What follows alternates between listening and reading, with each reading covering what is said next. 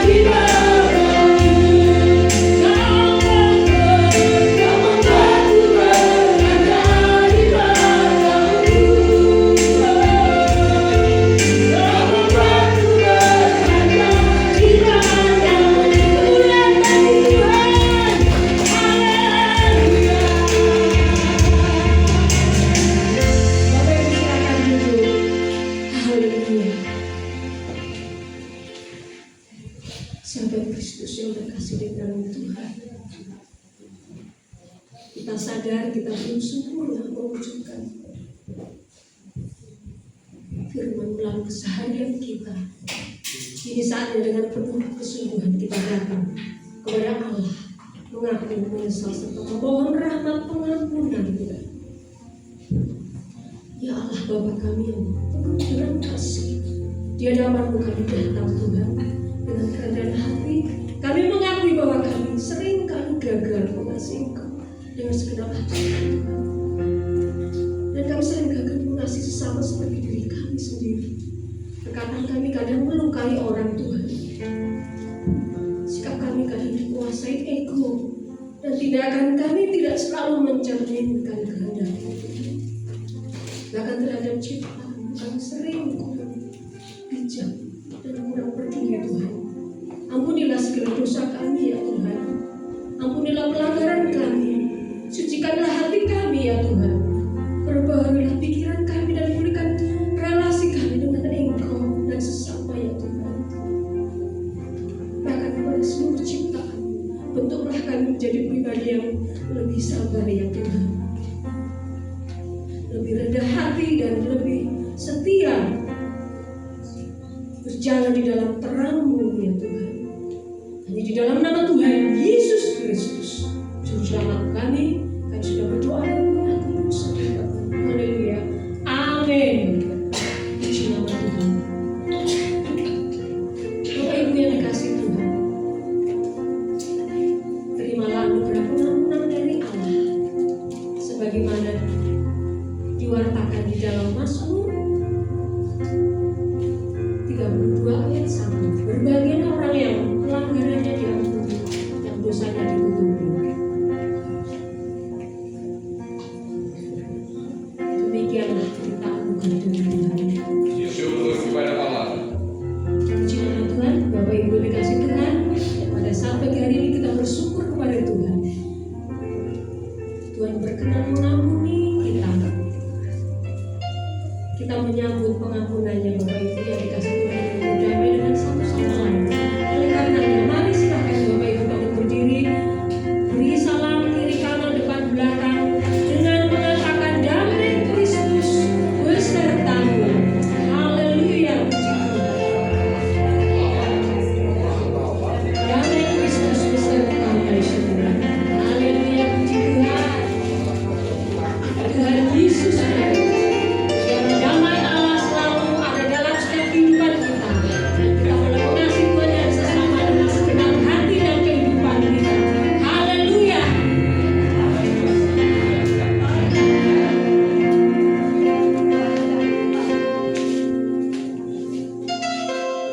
Puji nama Tuhan. Bapak Ibu siap memuji Tuhan lagi? Amin. Amin. Haleluya. Kita memuji Tuhan dengan penuh sukacita. Haleluya.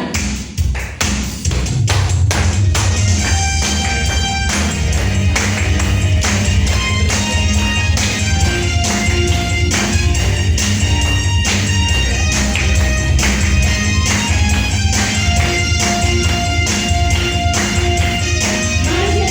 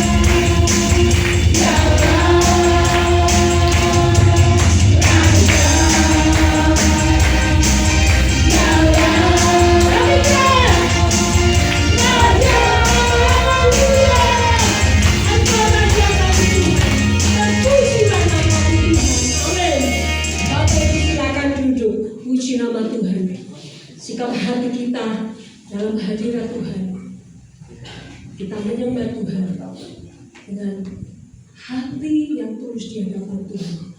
Siapkan hati kita untuk kita mendengarkan kebenaran firman Tuhan. Haleluya Yesus. Terima kasih Tuhan yang terbaik. Haleluya Yesus. Engkau hati yang setia. Tak bisa berhenti. Engkau satu-satunya penolong kami. Engkau kami yang sungguh baik. Tak bisa berhenti. Mari naikkan pujian ini. Saat ku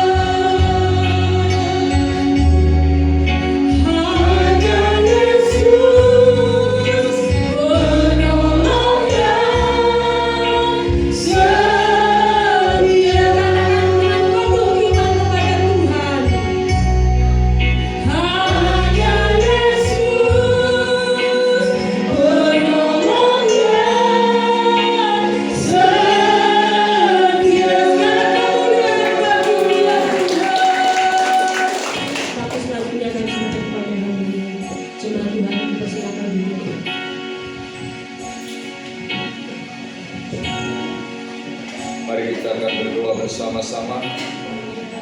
Segala puji, hormat, syukur, kemuliaan, dan kebesaran hanya bagi Tuhan Yesus Kristus.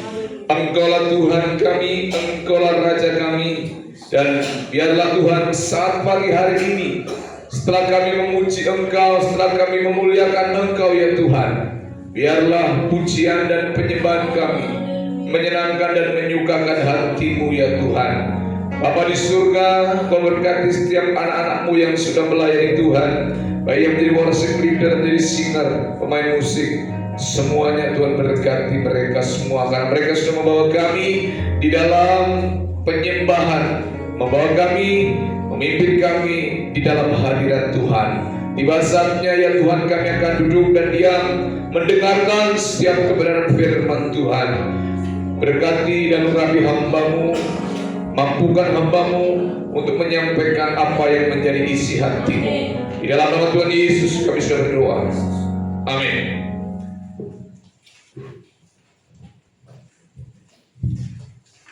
Baik. Salam. Selamat pagi, apa kabar Bapak Ibu semua? Puji Tuhan, kita semua dalam keadaan sehat, baik, dan tetap diberkati oleh Tuhan. Bapak Ibu dan Tuhan, pagi ini firman Tuhan kita akan baca di dalam Injil Yohanes pasal yang ketiga, ayat 1 sampai dengan yang ke-17. Kita akan baca ayat ini secara berganti-ganti supaya semuanya kita akan interaktif dan semuanya tidak ada yang terdiam. Saya mulai ayat 1 dan nanti ayat 17 bersama-sama. Ya, Injil Yohanes pasal yang ketiga ayat 1 sampai 17. Adalah seorang Farisi yang bernama Nikodemus, seorang pemimpin agama Yahudi.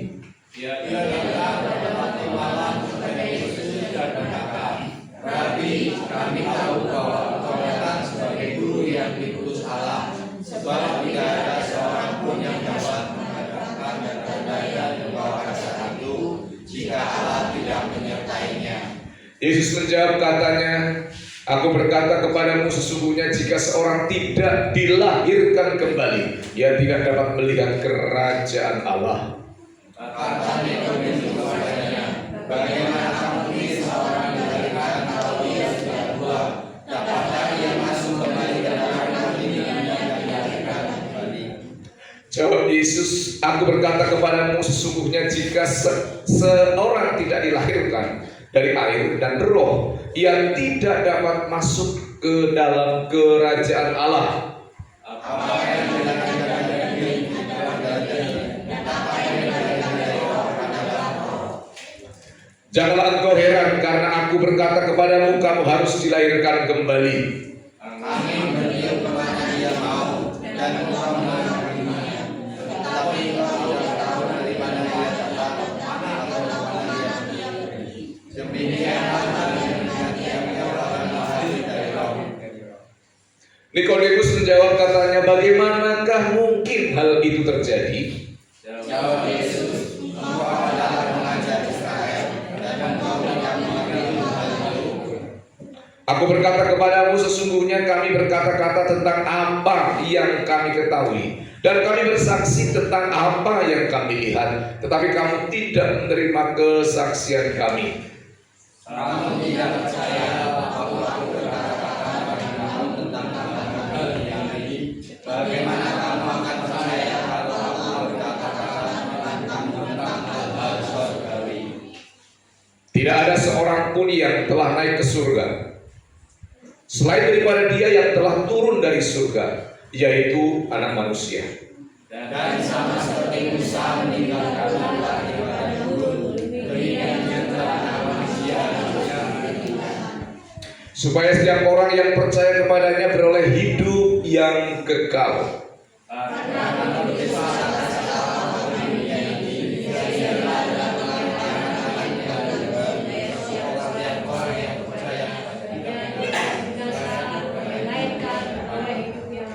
Bersama-sama, sebab Allah mengutus anaknya yang dalam dunia bukan untuk menghakimi dunia, melainkan untuk menyelamatkannya oleh Dia. Amin. Berbahagialah setiap kita yang membaca firman Tuhan, merenungkan firman Tuhan, dan menghidupi firman Tuhan dalam kehidupan kita setiap hari. Bapak Ibu yang dikasihi Tuhan, kehidupan beriman, ya, atau perjalanan hidup orang beriman itu tidak mulus-mulus saja. Pasti ada godaan, pasti ada cobaan, pasti ada goncangan, pasti ada yang namanya krisis. Ya. Apa itu krisis?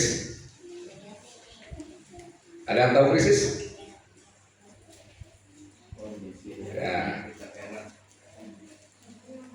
Krisis adalah sebuah kondisi yang membawa kita kepada suatu ketidakpastian, ketidakjelasan yang tidak enak. Nah, di dalam krisis itulah sebagai orang percaya kita ya membutuhkan iman. Amin. Di dalam krisis, di dalam kesulitan, di dalam godaan, di dalam goncangan, saya dan saudara seorang yang beriman itu membutuhkan yang namanya iman. Karena iman itu bagaikan pondasi. Karena iman itu bagaikan tali pengikat, iman bagaikan perisai, iman bagaikan pelindung. Saudara, suatu saat ada sebuah mobil yang bukan mobil, truk membawa besi. Lalu ada seorang anak Tuhan naik mobil di belakangnya dan melihat besi yang begitu banyak dan panjang dan melewati badan truk itu sendiri, tapi pengikatnya tidak begitu kuat gitu. Nah, karena yang di belakang truk ini ya seorang anak Tuhan yang melihat dengan begitu jeli, ini jangan-jangan melorot. Tahu melorot ya? Karena pengikatnya lepas. Lalu dia tidak mau mendekat dengan truk yang membawa besi itu. Lalu dia mulai ada di belakang dua mobil, mempersilakan bis, mempersilakan mobil yang lain untuk menyalip. Nah, sudah 10 menit kemudian betul apa yang ditakutkan terjadi dan besi itu melorot menghantam mobil yang ada di belakangnya.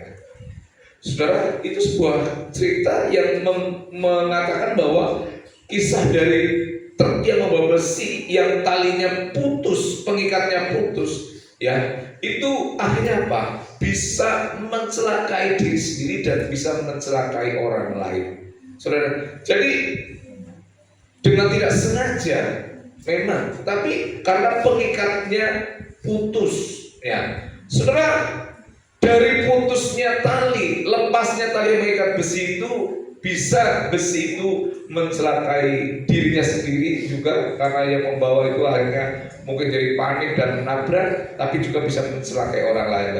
Iman itu bagaikan pengikat. Iman itu bagaikan pengikat hidup. Maka ketika pengikatnya imannya itu lepas, maka bukan hanya kita yang celaka, tapi juga mungkin orang di sekitar kita bisa kena celaka. Jadi ingat, iman itu adalah bagaikan pengikat dalam krisis, dalam kebimbangan, dalam kondisi apapun. Jangan sampai yang namanya iman itu lepas, karena iman itu pengikat di dalam kehidupan kita. Nah, persoalannya iman itu ya sebagai pengikat, ya pengikat. Iman itu sebagai pengikat, iman itu sebagai dasar, iman itu sebagai perisai. Itu yang namanya iman, ya tidak langsung ujuk-ujuk jadi kuat. Memang iman berasal dari Roh Kudus, dari Tuhan yang mengkaruniakan, menganugerahkan iman kepada kita. Tapi iman itu tidak langsung ujuk-ujuk kuat, mengalami proses. Tidak ada orang langsung percaya Kristus langsung imannya kuat. Mengalami sebuah proses, mengalami sebuah fase. Ya, nanti kalau kita ada di sini mengalami sebuah kelahiran kembali. Ya. Maka kalau yang kemarin ingat, yang saya katakan seorang pengkhotbah bernama Roy de la Motte, khotbahnya terpendek di dunia, dia berkata apa? Religion is nothing.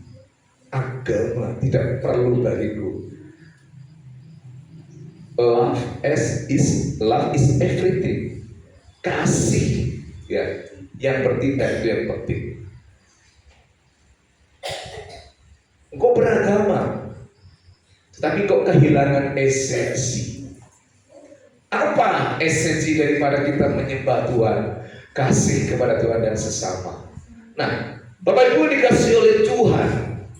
Jadi banyak orang berpikir kalau saya sudah beriman itu satu kali beriman, tanda tangan, matre, selesai. Yang penting saya sudah beriman. Saudara, lahir baru itu memang sekali, tapi peristiwa dalam seluruh hidup dalam kehidupan beriman itu setiap hari. Ada krisis setiap hari. Lahir baru, jangan bilang, yang penting saya sudah percaya. Kapan dulu? Hari-harinya bagaimana? Hari-harinya saya tidak tahu. Hari-harinya penuh dengan goncangan, penuh dengan krisis, penuh dengan mengeluh, penuh dengan tantangan. Beberapa hari yang lalu saya di GKJ daerah Wonosobo, ada sebuah pantang yang daerahnya cukup tinggi. Wah, luar biasa, orang sepuh-sepuh. Gak ada yang melayani memang di sana. Tapi mereka punya cukup iman yang kuat. Hampir 100 orang saya lihat banyak. Tapi kondisi memang naik.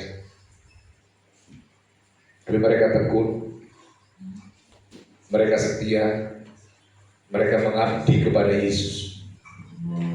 Banyak orang berpikir sekali lagi, kalau dikatakan lahir baru itu sekali, tapi peristiwa dalam seluruh hidup dalam kehidupan beriman itu sendiri ada krisis.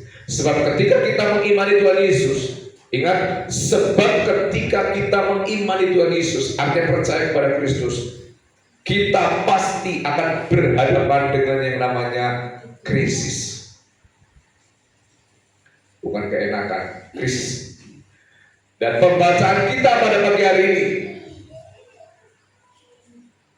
kita akan memotret perjalanan iman Nikodemus itu sendiri. Dalam konteks ini kita melihat Nikodemus adalah seorang yang begitu seorang anggota mahkamah yang luar biasa.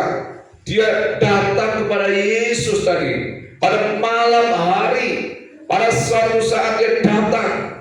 Ya, kalau kita melihat pada pasal-pasal sebelumnya, Tuhan Yesus mengusir para pedagang di bait Allah. Dia marah-marah dan sangat marah.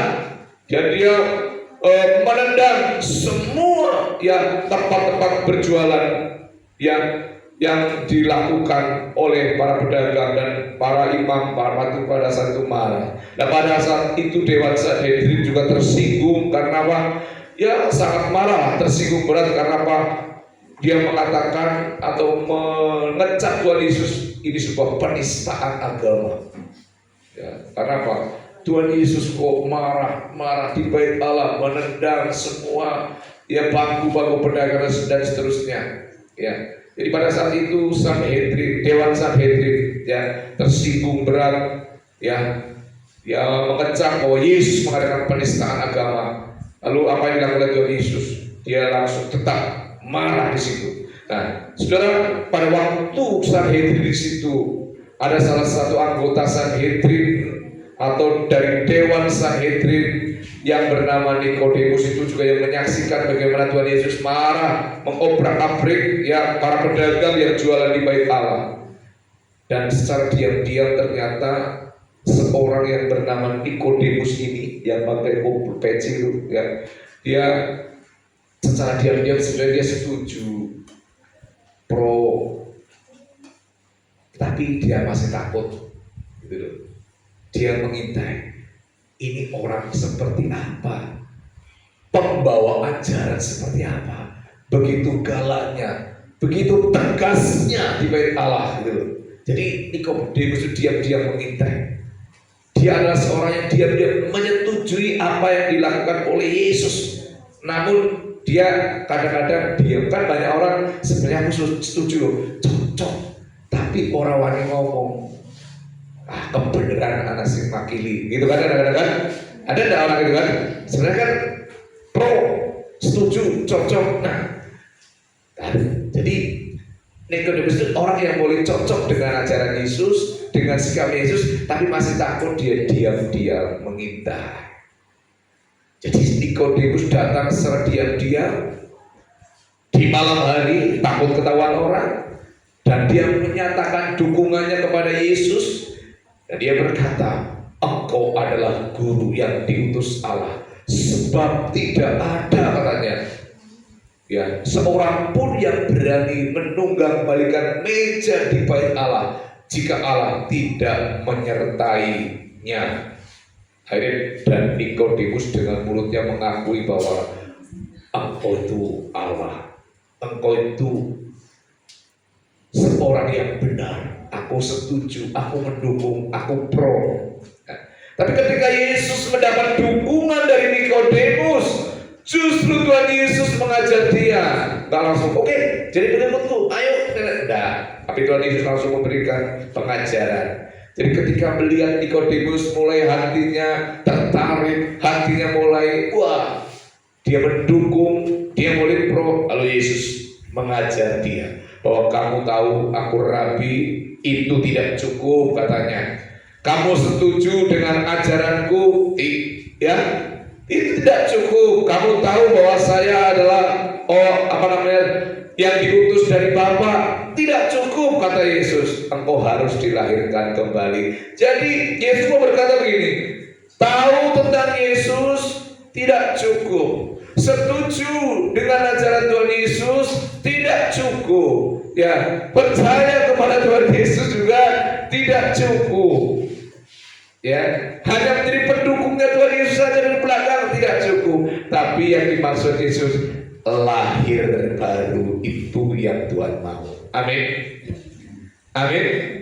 Banyak loh orang Kristen yang mendukung Tuhan Yesus, percaya sama Tuhan Yesus, ya, tapi nggak lahir baru, sehingga hidupnya masih seperti apa?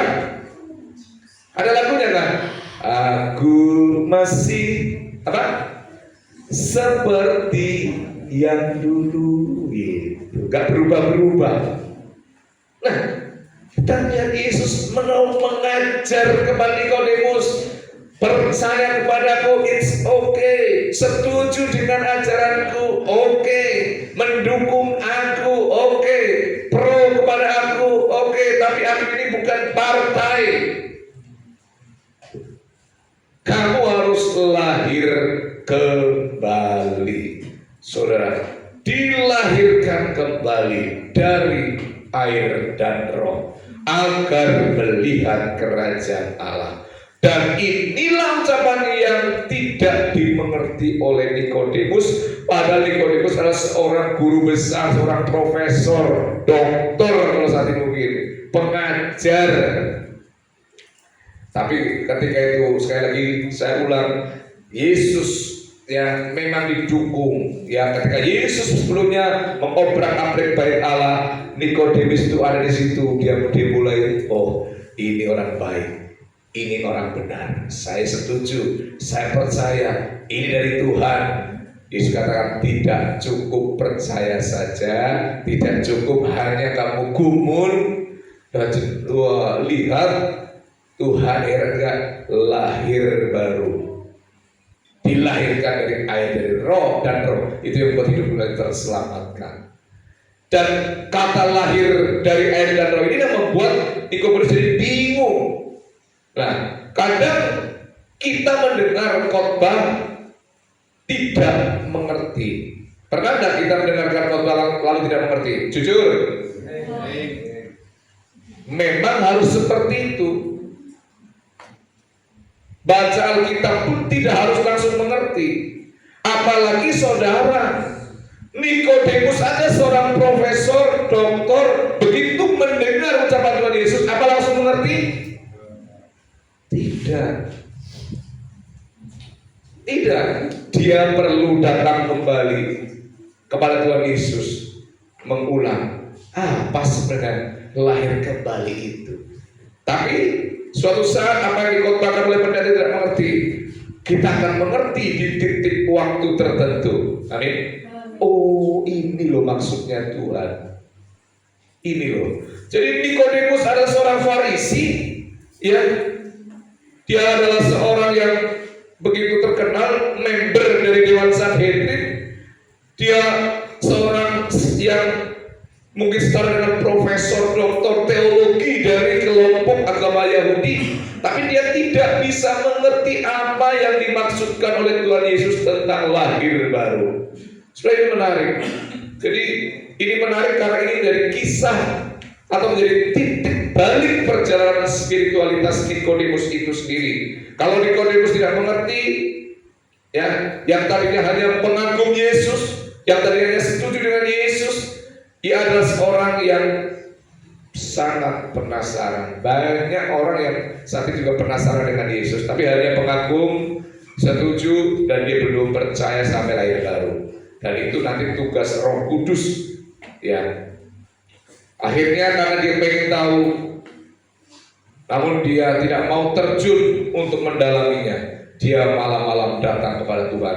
Banyak kehidupan orang yang beriman seperti melihat danau yang begitu dalam, dalamnya begitu indah sekali, tapi tidak pernah mau masuk ke dalamnya dan hanya menjadi pengagum saja. Sudah bilang, wah, danau itu indah sekali di dalamnya, tapi tidak pernah masuk. Dia hanya melihat dari jauh.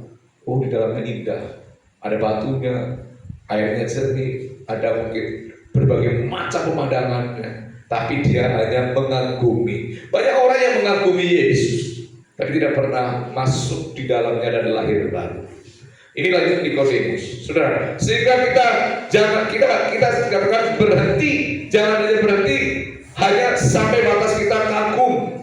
Ya, buktikan ya pada Yesus dikatakan. Nikodemus mulai, aku gak mau berhenti sekedar pengagum, tapi aku mau ya datang dengan mengendap-endap di waktu malam, dia diam-diam datang persis di malam hari. Dan ini mengingatkan kepada kita kepada seorang reformasi Martin Luther yang menggugat gereja dengan 96 dalilnya.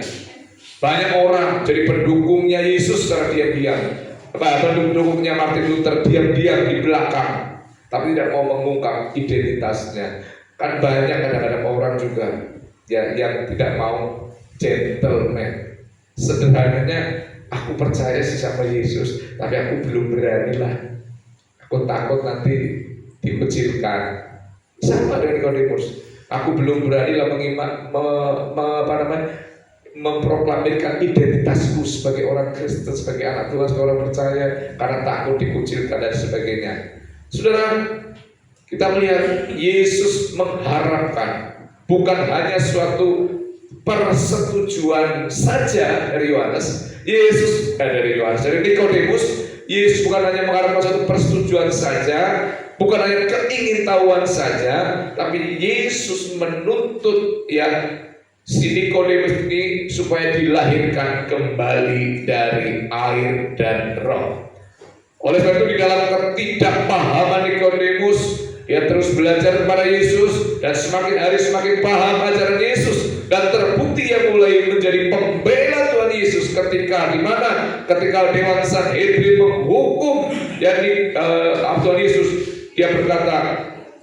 Dia berkata begini, Nikodemus, bukankah hukum Taurat tidak menghukum orang tanpa memanggil dan bertanya dan memverifikasi masalahnya? Dia boleh membela Yesus, mulai membela di situ, karena udah mulai Yesus katakan, ayo tunjukkan jati dirimu kalau engkau Kristen. Amin.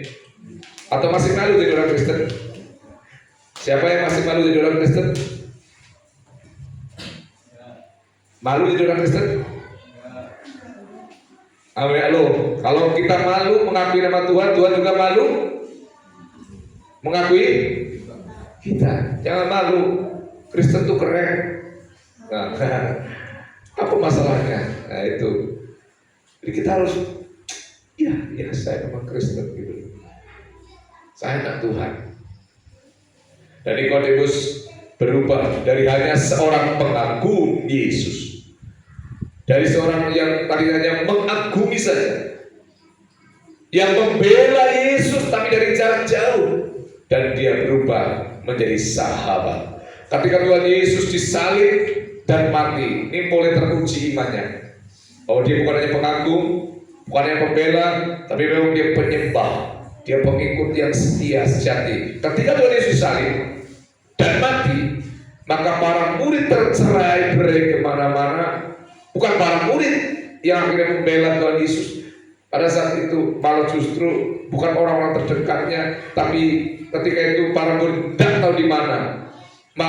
Justru yang ada di dalam catatan Alkitab justru adalah Yusuf dari Arimatea dan Nikodemus yang datang, yang meresikokan dirinya, dan Nikodemus datang yang lalu mengaku sebagai pengikut Yesus, lalu dia minta mayat Yesus, dan kemudian Nikodemus bersama dengan Yusuf Arimatea merawat jenazah Yesus dan membasuhnya dengan 50 kati campuran minyak mur saat itu. Jadi udah mulai berurutan nih. Dari mulai pertama, mulai dia, wah, saya setuju, saya kagum.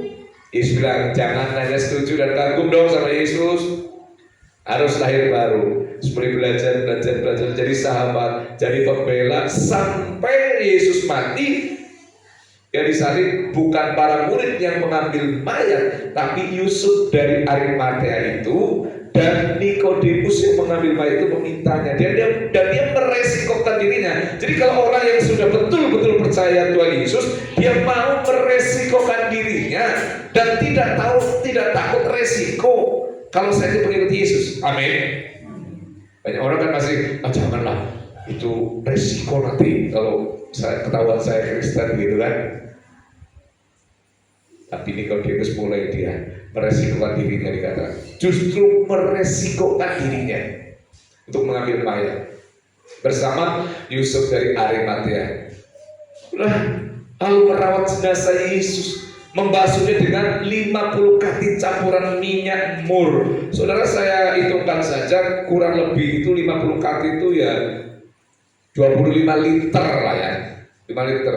Kalau 25 liter sekarang, kalau di marketplace-nya ya 100 mili minyak ditambah minyak mur yang mahal lagi. Jadi kurang lebih minimal kalau dihitung dirupiahkan saat ini Nikodemus dia langsung keluarkan uang kurang lebih 250 juta. Untuk apa? Untuk merawat Yesus. Kalau orang tidak cinta Yesus, keluar uang banyak itu sulit. Amin. Ini bukti cintanya, bukti kasihnya. Urutannya jelas, dari hanya pengagum, hanya pendukung, lalu menjadi sahabat, memahami ajarannya, dan mulai setia kepada Tuhan karena dia sudah tahu kebenaran. Orang yang tahu kebenaran, dia tidak akan ragu dengan apa yang dia lakukan. Saudara, tidak main-main, ya, tidak main-main. Bukan hanya soal uangnya saja 250 juta, tapi kita lihat dia berani meresikokan dirinya, apa? Siap korbankan nyawanya seandainya nanti harus ditangkap oleh tentara Romawi pada saat itu. Ini menegaskan bahwa Yesus adalah Rabi, Yesus adalah Guru, Yesus adalah yang datang dari surga. Dia semakin yakin, saudara. Tapi ia saat ini bukan lagi pengagum Yesus. Siapa? Nikodemus. Nikodemus bukan lagi pengagum Yesus yang dari jauh saja, ngintip-ngintip saja. Aku percaya kok. Iyalah, aku Kristen. Iya, aku ibadah di rumah saja. Aku dari jauh, pengagum dari jauh, pendukung dari jauh. Kita lihat. Yang membuat Nikodemus berubah adalah kata dilahirkan kembali. Sesungguhnya hidup beriman adalah sebuah proses kelahiran kembali. Kita adalah manusia baru yang terus-menerus diperbarui dari hari ke hari. Tidak boleh orang Kristen berkata saya sudah Kristen, saya sudah jadi pengikut Kristus, karena saudara bukan sudah, tapi sedang dan terus berproses dalam iman. Amin. Saudara itu sedang dalam berproses, bukan saya sudah Kristen, sedang. Karena suatu saat bisa saja mundur. Karena apa? Tidak tahan dengan resikonya, tidak tahan dengan salibnya. Oleh karena itu saudara, mari iman itu bagikan pengikat supaya apa? Supaya kita ketika menghadapi goncangan, krisis, masalah, kuatkan iman kita. Karena itu yang menjadi perisai, itu yang menjadi pengikat. Saudara, kita berproses. Tidak ada kelahiran baru tanpa resiko. Tidak ada pengikut Kristus yang tidak punya resiko. Semua punya resiko. Iman itu harus dinamis. Dan iman sekali lagi itu lahir dari sebuah krisis. Perhatikan, iman itu lahir dari krisis. Kalau iman saudara tidak pernah mengalami krisis, maka iman saudara hanya sebatas pengagum. Hanya dibaptis, hanya jadi pengagum Yesus, penyembah Yesus mungkin, tetapi tidak sampai lahir baru. Saudara yang tahu sudah lahir baru atau belum? Ya, lahir betul-betul saya total, saya setia, saya percaya, bukan karena siapapun, bukan karena suami, bukan karena istri. Ada mujizat dan ada mujizat, saya setia sama Yesus. Miskin atau kaya, saya percaya Yesus. Doa saya dijawab atau tidak, saya tetap percaya Yesus. Amin. Itu baru namanya iman. Saudara, bayangkan saudara tentang proses kelahiran. Saya sedang membayangkan tentang proses persalinan. Nah, ini ada calon bidan. Ya sudah, karena belum selesai. Bayangkan tentang proses persalinan, bahwa persalinan pasti membutuhkan sebuah proses. Kalau seorang bayi harus dikandung 9 bulan, berapa? 10 hari atau 4 minggu ya, Bu bidan ya, kurang lebih gitu loh ya. 40 minggu kurang lebih ya, 9 bulan 10 hari. Dan di situ bertaruh, seorang ibu akan bertaruh ya, bertaruh apa?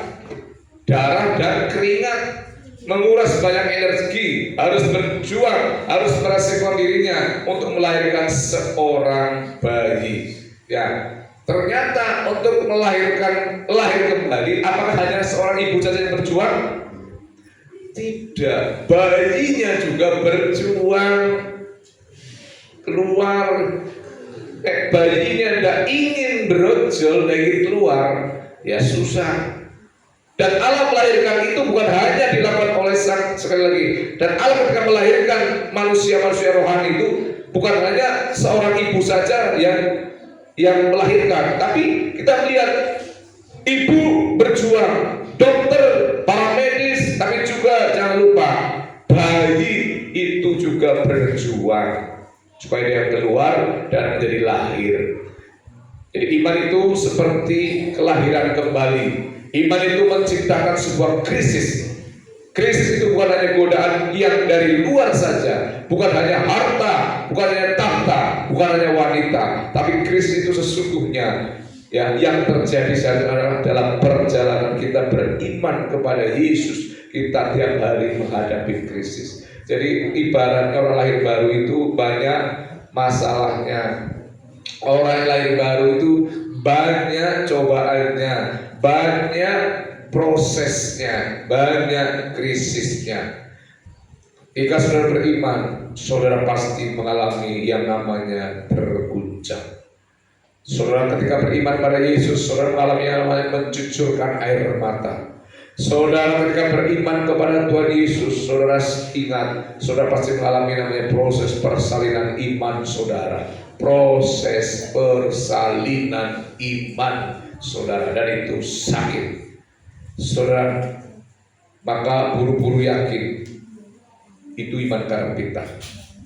Nuntut orang juga untuk buru-buru yakin, misalnya percaya pada Yesus, itu sama dengan pedagang yang mengkarbit buahnya. Perlu pemahaman, pemikiran yang baik. Saudara, maka terimalah orang-orang di dekatmu dan terimalah dirimu dalam proses iman yang naik turun mungkin, yang penuh dinamika mungkin. Tuhan tidak menuntut kita untuk meyakini Dia sekarang juga, tetapi meyakini Tuhan dalam proses dari hari ke hari. Untuk apa hari ini begitu yakin, tapi besok nggak yakin? Amin. Tapi dari hari ke hari berjalan terus. Iman itu setiap hari, dari mulai lahir terus bertumbuh dan seterusnya. Ada proses yang panjang. Sebab persalinan melahirkan seorang yang hidupnya seperti Kristus. Maka orang yang dilahirkan kembali, hidupnya juga harus mirip seperti Kristus. Orang yang dilahirkan, mengalami persalinan, dilahirkan kembali dalam Kristus, hidupnya harus menurut atau sesuai atau seperti dengan Kristus. Dia punya hidup. Jadi bayi iman itu lahirnya apa? Wujudnya apa? Ya, itu orangnya hidupnya sama seperti Tuhan Yesus. Banyak orang yang paham tentang doktrin Kristen, tentang dualitas, mungkin tentang trinitas, tahu tentang predestinasi, tahu tentang doktrin Roh Kudus, pneumatologi, angelologi, macam-macam, banyak tentang tahu pengajaran Yesus, tapi hidupnya jauh panggang dari api. Tidak sama seperti Tuhan Yesus. Maka di dalam Injil Yohanes 3:16 bukan hanya sebuah pernyataan bahwa kelahiran baru itu sekali, ya, tapi kelahiran baru itu adalah undangan dari Allah. Percaya itu sebenarnya sedang mengikuti undangan Kristus. Imanmu nyata dari apa? Perbuatanmu. Imanmu nyata dari apa? Ketaatanmu. Ya, dari mana? Kepada Yesus. Bukan hanya percaya bahwa Yesus Tuhan, mati dan menderita bagi dosa. Gampang banget, itu kan cuma masalah pola pikir. Yang penting sudah percaya Yesus Tuhan, Dia menebus dosa, mati bagiku. Tapi sudah tidak mengikuti proses, tidak mentaati firman, milih-milih. Ini firman yang agak berat, janganlah. Sudah banyak iman Kristen yang imannya hanya iman argumentatif saja. Kalau dia berargumentatif, pinter. Ada seperti itu Bapak Ibu? Iman argumentatif. Jadi secara argumentatif menang, pinter kalau ngomong, bicara. Tapi secara de facto, ya, dalam kehidupannya dia tidak menghidupi firman sama sekali. Menang mungkin secara argumentatif karena pinter ngomong. Karena itu masalah kosakata, masalah pola berpikir, masalah kecerdasan. Tapi iman itu bukan hanya sampai di situ saja. Iman itu harus dihidupi. You tak ada sama firman itu. Apa sebenarnya cuma kagum, yakin? Saya kagum sama Yesus, saya yakin sama Yesus, saya percaya sama Yesus. Apakah you melakukan apa yang Yesus perintahkan? Itu menjadi masalah. Dan itu harus perlu kelahiran baru, saudara. Bapak Ibu saudara, tidak akan, kalau cuma argumentatif, iman yang bersifat argumentatif, iman yang seperti tidak akan mengubah apa-apa, tidak akan mengubah hidup saya, tidak akan mengubah hidup saudara, tidak akan mengubah masyarakat, tidak akan mengubah lingkungan, tidak akan mengubah apapun. Ya, jadi percaya jalan Kristus dengan menghidupi Injil, menghidupi cinta kasih dalam kata dan karya kepada Allah dan sesama manusia. Itu yang terpenting. Iman yang hanya pengagum, iman yang hanya melahirkan partai, kelompok-kelompok yang setuju kepada jalan Yesus, itu tidak berguna. Hanya kelompok yang percaya tapi tidak pernah melakukan apa yang Yesus ajarkan. Gereja yang makin banyak tidak menjamin orang percaya makin banyak. Cuman kepengen jalan di gereja, cuman kepengen percaya, cuman kepengen masuk surga saja, tetapi tidak mau dia melakukan apa yang menjadi perintahnya Tuhan Yesus. Itu adalah Kristen pengagum, Kristen yang setuju, yang percaya, yang menjadi pendukung, pendorong mungkin untuk partai-partai orang yang percaya pada Kristus. Tapi apakah pertanyaannya, oh sudah seperti Nikodemus, dia belajar sungguh-sungguh, percaya sungguh-sungguh, dan akhirnya dia betul-betul ya mentotalitaskan dirinya dan melakukan apa yang Yesus katakan. Iman yang sejati itu mengimani, iman yang sejati itu mengamini, iman yang sejati itu bersaksi dan melakukan apa yang Yesus firmankan. Amin. Tuhan memberkati. Kita berdoa sebentar. Tuhan Yesus, tanamkan dan materikan semua firman yang bisa kami tangkap, terkhusus perjalanan perjumpaan seorang Nikodemus, ya, seorang yang hanya tadinya pengagum Yesus, tapi sekarang menjadi pengikut, pembela, bahkan dia menjadi orang yang betul-betul melakukan apa yang menjadi kehendaknya Tuhan Yesus. Tidak cukup hanya percaya, tidak cukup hanya mengakui, tidak hanya cukup pintar, tapi harus taat kepada perintah Yesus. Dalam nama Tuhan Yesus kami sudah berdoa. Amin.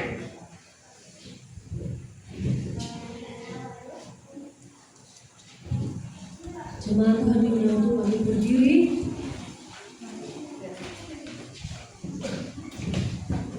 Bapak Ibu yang dikasih Tuhan, marilah bersama kita mengikrarkan iman percaya kita menurut pengakuan iman Rasul yang akan bersama kita nyanyikan demikian.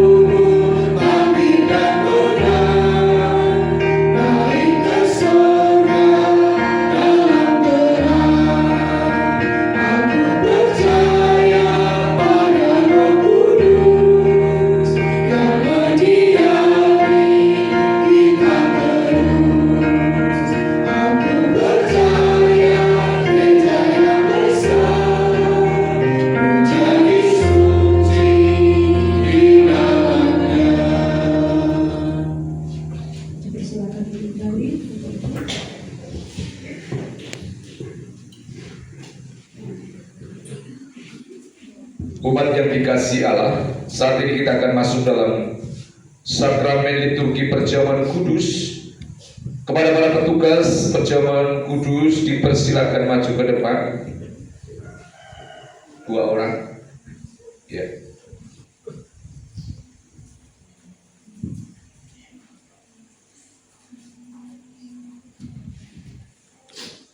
Makna perjamuan kudus. Perjamuan kudus adalah sebuah peringatan akan kematian dan pengorbanan Tuhan Yesus bagi umat manusia di dunia ini. Roti dan anggur merupakan tanda dan materai dari tubuh dan darah Kristus yang telah dikorbankan bagi penyelamatan umat manusia. Setiap kita yang telah dibaptis dan mengaku percaya kepada Tuhan Yesus, kita diundang untuk ikut mengambil bagian dalam perjamuan kudus. Marilah kita sejenak mengambil waktu secara pribadi untuk memohon ampun dalam doa dan pengakuan dosa kita.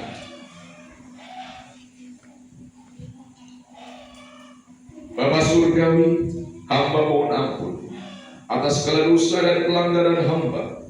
Layakkan kami untuk kami bersekutu dengan tubuh-Mu, untuk bersekutu dengan darah yang maha suci itu. Amin.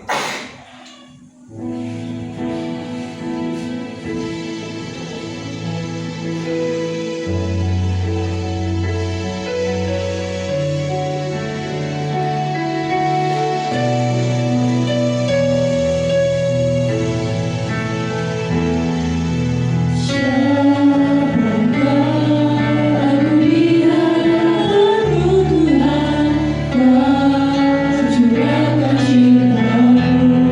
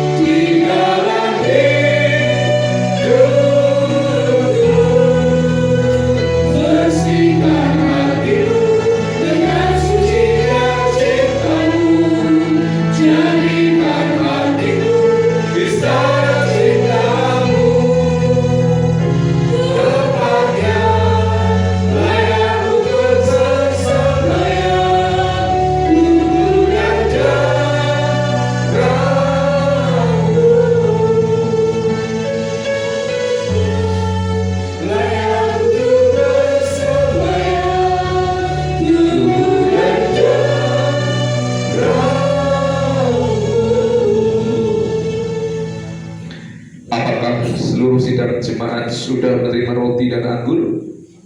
Oke.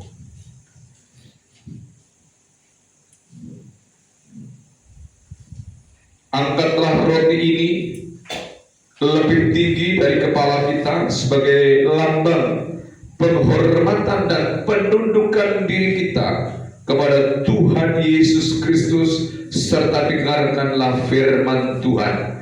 Sebab apa yang telah kuteruskan kepadamu telah kuterima dari Tuhan, yaitu bahwa Tuhan Yesus pada waktu malam, waktu ia diserahkan, ia mengambil roti dan sesudah itu ia mengucapkan syukur atasnya. Ia memecah-mecahkannya dan ia berkata, inilah tubuhku yang diserahkan bagi kamu. Perbuatlah ini menjadi peringatan akan aku. Bukankah roti yang kita pegang atasnya adalah persekutuan dengan tubuh Kristus? Amin. Marilah kita makan bersama dalam nama Tuhan Yesus.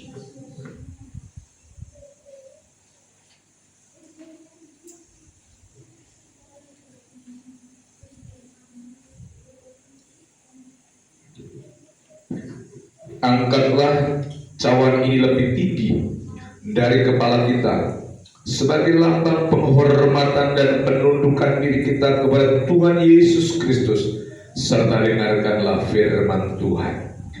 Demikian juga ia mengambil cawan sesudah Tuhan Yesus makan, lalu ia berkata, cawan ini adalah perjanjian baru yang dimeteraikan oleh darahku. Perbuatlah ini setiap kali kamu meminumnya menjadi peringatan akan aku.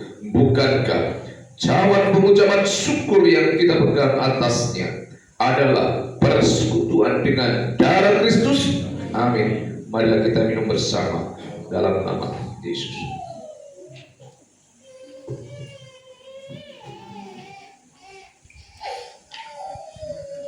Sebab setiap kali kamu makan roti ini dan minum cawan ini, kamu memberitakan kematian Tuhan sampai ia datang.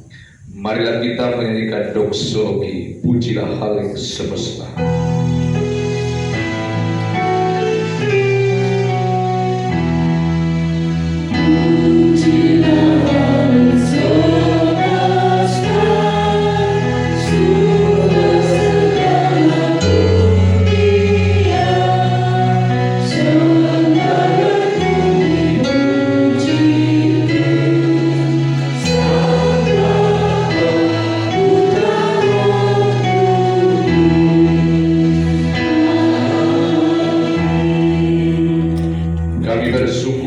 Sakramen perjamuan kudus pada pagi hari ini. Kami sudah bersekutu dengan tubuhmu, kami sudah bersekutu dengan darahmu.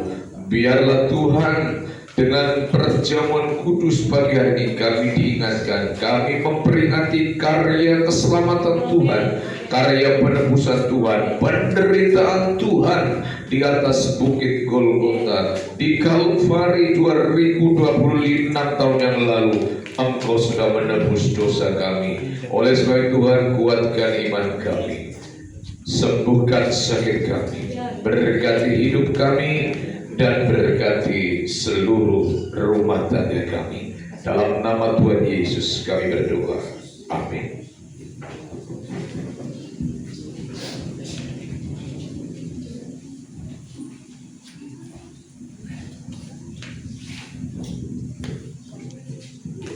Bapak Ibu, kita akan menjalankan kalimat syukur.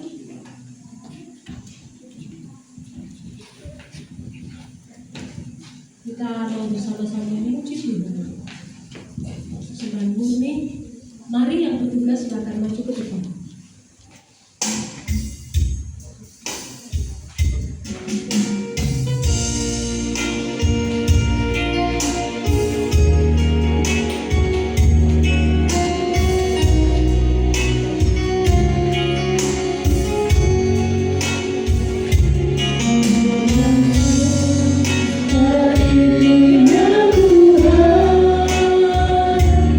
Membawa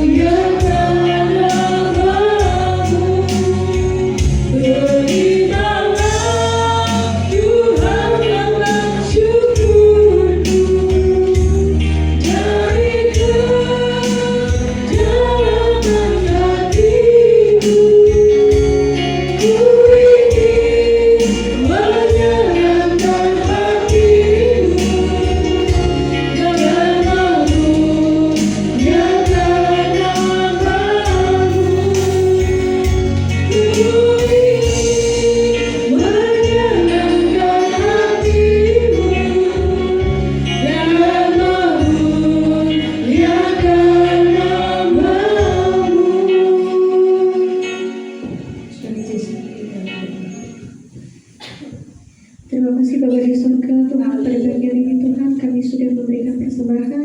Kiranya Tuhan seberapa persembahan yang telah kami berikan di pagi hari ini dapat berguna bagi kerajaan Tuhan di tempat ini dan dapat memuliakan nama-Mu ya Bapa. Tuhan, urapi hamba-Mu yang telah melayani persembahan pada pagi hari ini, dan Tuhan memberkati juga tangan-tangan yang telah memberi. Kiranya Tuhan mengembalikan sesuai berlipat kali ganda dengan sesuai dan janji firman-Mu Bapa. Terima kasih Tuhan, hanya di dalam nama Tuhan Yesus Kristus Juru Selamat kami sudah berdoa. Haleluya, amin. Bapak Ibu yang dikasih Tuhan, Tuhan Yesus memberkati segala korban syukur Bapak Ibu yang dibawa kepada Tuhan dengan sukacita. Dan pagi hari ini kita akan bersama-sama menyimak warta informasi gereja di tempat ini bersepekan. Mohon perhatiannya ya Bapak Ibu, untuk ibadah rumah tangga bertempat di rumah yang mendapat arisan sebentar ya. Kemudian pelayan ibadah minggu untuk 8 Maret 2026 yang bertugas untuk WL Saudari Rahel Mariana, Singer Tania dan Ius, Asher Bapak Ibu Teguh, kemudian LCD-nya Saudara Metu. Selamat ulang tahun kepada jemaat dan simpatisan yang berulang tahun di bulan Maret. Harap nanti maju ke depan bagi yang berulang tahun dan akan didoakan oleh Bapak Gembala. Selanjutnya doa syafaat dan kita akan menerima doa berkat dari Bapak Gembala dan mari yang berulang tahun silakan maju ke depan. Ada yang berulang tahun bulan Maret?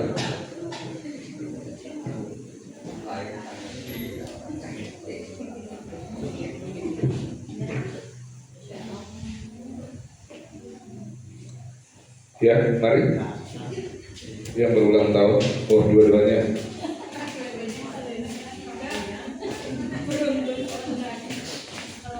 Ini Maret semua.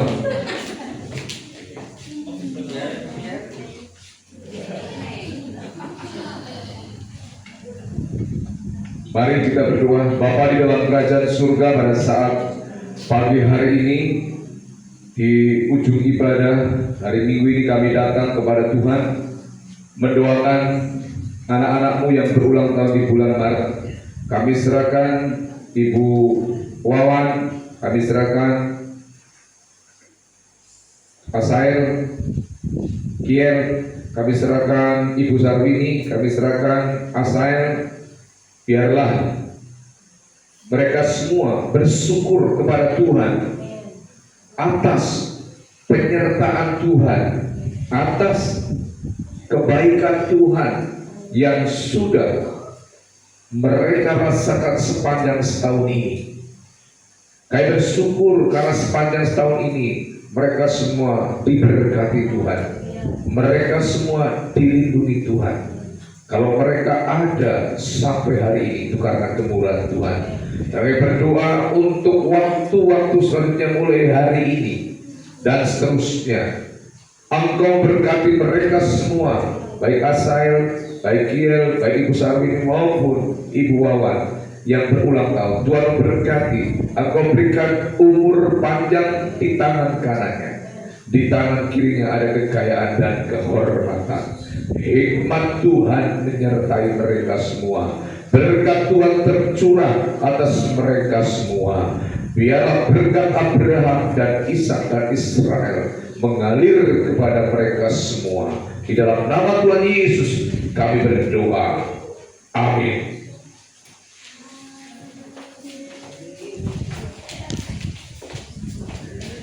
Mari Bapak Ibu, kita akan masuk dalam doa syafaat sekaligus doa berkat.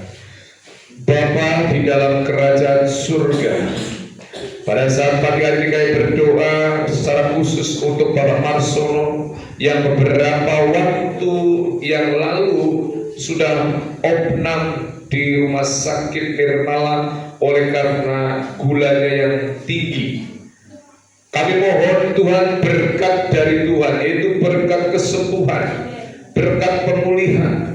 Kiranya Tuhan Pak Marsono disehatkan kembali oleh Tuhan seperti sedia kala, sehingga gulanya dinormalkan, tensinya dinormalkan, bahkan seluruh organ tubuhnya disehatkan semua.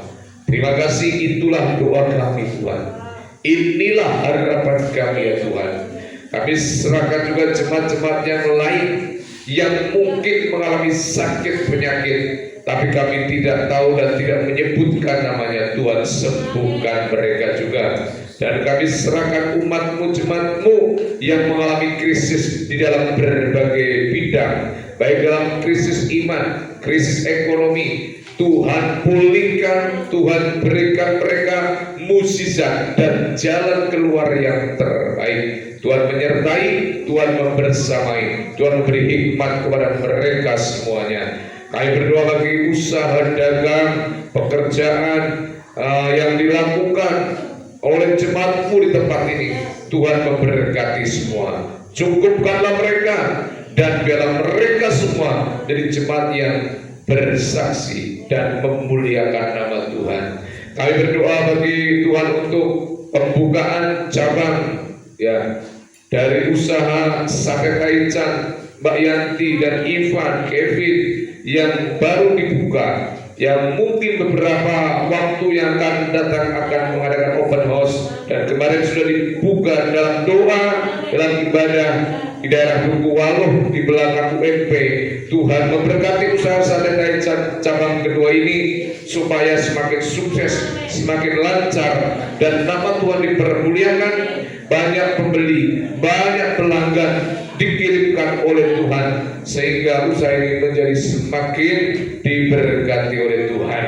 Kami juga berdoa bagi pemerintahan pusat hingga daerah, agar terus Tuhan, para pemerintahan dari pusat maupun daerah selalu terus mengupayakan kesejahteraan dan kemajuan rakyat Indonesia dari segi hukum dan HAM, dari keadilan, kiranya terus ditegakkan di bangsa kami. Berkati Tuhan bangsa kami, berkati Tuhan kota kami Purbalingga, Bapak Fahmi dan Bapak Dimas, dan seluruh Forkompindanya, agar Purbalingga aman, adil, maju dan sejahtera.